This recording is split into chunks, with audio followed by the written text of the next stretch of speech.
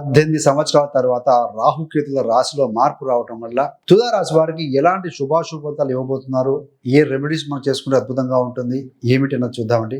రాహుకేతువులు గ్రహాల అంటే కాదండి, ఛాయాగ్రహాలు. మరి ఎందుకు అంత పవర్ఫుల్ అంటే కలియుగంలో రాహుకేతుల ఇంపాక్ట్ అధికంగా ఉంటుందండి. సో ఇలాగ చూసుకుందాం. ముఖ్యంగా రాహుకేతువులు ఛాయాగ్రహాలు కాబట్టి స్వయంగా వాటి ఫలితాలు వెలువరించలేవు.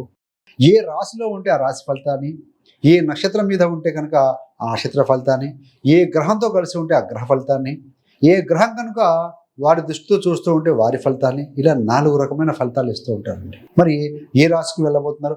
18 మే 2025 నుండి డిసెంబర్ 4, 2026 వరకు, అంటే 1.5 సంవత్సరం పాటుగా రాహు కుంభంలో ఉంటారు, కేతువు సింహరాశిలో స్థితి పొందబోతున్నారు. శనివత్ రాహువు, కుజవత్ కేతువు. శని లాగా రాహు యాక్ట్ చేస్తాడు, పనిచేస్తాడు, వర్క్ చేస్తాడు. కుజవత్ కేతువు, కేతువు కుజు లక్షణాలు కలిగి ఉంటాడు, కుజులాగా వర్క్ చేస్తూ ఉంటాడు.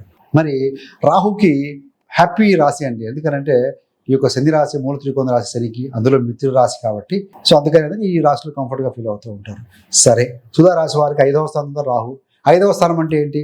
క్రియేటివిటీ, సంతానము, ఇన్వెస్ట్మెంటు, లవ్ అఫైర్స్, మంత్రస్థానం, ఇవన్నీ ఇండికేట్ చేస్తాయండి. ముఖ్యంగా 5వ స్థానంలో విద్యార్థుల పరంగా చూస్తే తృతీయాధిపతి గురుగ్రహం 9లో ఉండి ఆ ఒక గురుదృష్టి రాహు మీద పడుతూ ఉంటుంది. రాహు కూడా గురుని చూస్తూ ఉంటారు.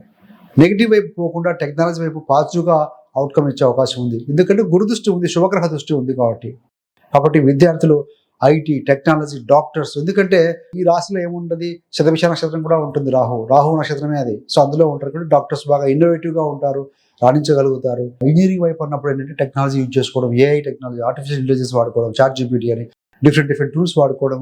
సో ఎక్కువ శ్రమ లేకుండా తక్కువగా అవుట్పుట్ తీసుకోవడం అనేది జరుగుతూ ఉంటుంది. విద్యార్థులు అయితే మరికొంతమంది దూర ప్రాంతం వెళ్ళి, బహుదూరం వెళ్ళొచ్చు, లేకపోతే విదేశాలకు వెళ్ళి కూడా విద్య వహించే అవకాశం కూడా కనబడుతూ ఉంది. 5వ స్థానం మీద గురుదృష్టి ఉంది కాబట్టి ఎవరైతే కనుక సంతానం కోసం ఎదురు చూస్తున్న దంపతులు ఉంటారో వారికి కూడా వారి వ్యక్తిగత జాతకం కూడా చెక్ చేసుకోండి. గోచారం అయితే కాస్త అవకాశం అయితే కనపడుతూ ఉందండి. మరి సింగిల్గా ఉన్నవారు ఏదైనా ప్రేమలో అంటే అలాంటి వాళ్ళు ఆ తారసపడడం కూడా కొన్ని సూచనలు అయితే కనపడుతూ ఉన్నాయి.